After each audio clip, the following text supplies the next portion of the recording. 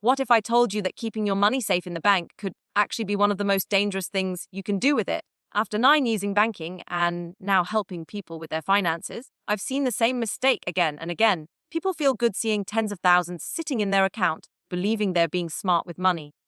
But the reality is, they're quietly losing out. In the UK alone, over $526 billion is sitting in low-interest accounts, and in the US, nearly half of Americans have more than 8,000 in similar accounts. All of this money is losing value every single year because it's not working. Think about it like this. You put in long hours at work, deal with stress, and give up weekends just to save $10,000. You leave it in the bank, check it a year later, and it's still $10,000. It hasn't grown, it hasn't created more money for you. In fact, it's worth less because inflation has eaten away at its value. But if you'd invested that same money in something that earns even a modest 8% return, it wouldn't still be $10,000. After 10 years, it could have doubled to over $21,000. That's the difference between lazy money that sits around doing nothing and money that works for you while you sleep. Now, some people say, what about emergencies? And yes, you absolutely need an emergency fund, but not $40,000 or $50,000 just lying around. The point of an emergency fund is simple. If you lost your income tomorrow, do you have enough to cover the basics like rent, food, and bills? Work out those monthly essentials, multiply by 3 if you want a basic safety net, 6 if you want more protection, and 9 if you're self-employed or have unstable income. That's all you need. Anything above that is just fear money sitting in your account, losing value every day. Keep your emergency fund in an easy access savings account paying at least 3-4%, and let the rest of your money do more for you. There's another trap that comes with keeping too much cash in your account. It makes you spend more.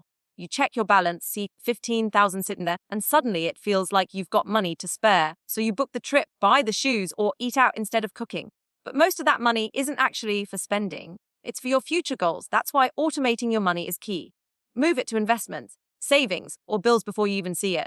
Out of sight, out of mind. When your money is working in the background, you're far less likely to waste it. And here's something most people don't think about. Bank protection has limits. In the UK, only $80,000 per person is covered. If your bank fails in the US, it's the $250,000. If you're holding more that in one place, you're taking unnecessary risk. Yes. Keep short-term goals like a house deposit in savings, spread across accounts if needed. But anything you won't need for the next 5 years should be invested so it grows instead of shrinking with inflation. On top of that, holding too much cash makes you a target. Scams today are incredibly sophisticated. Even multimillionaires fall for them. If someone like Eric Bergman can be tricked into sending over $1 million to a fake Mr. Beast crypto scheme, anyone can be caught out. The more cash you keep visible and idle, the more vulnerable you are. The safer option is to put your money into sensible investments that grow steadily over time. So the takeaway isn't to panic or pull all your out of the bank tomorrow. It's simply to be intentional with where you keep it. Work out your emergency fund number and put it somewhere safe that pays you decent interest. Separate your short-term savings for goals within the next 5 years. And for everything else, invest it for the long term so your money is working just as hard as you are. That's how you protect it, grow it, and move closer to financial freedom.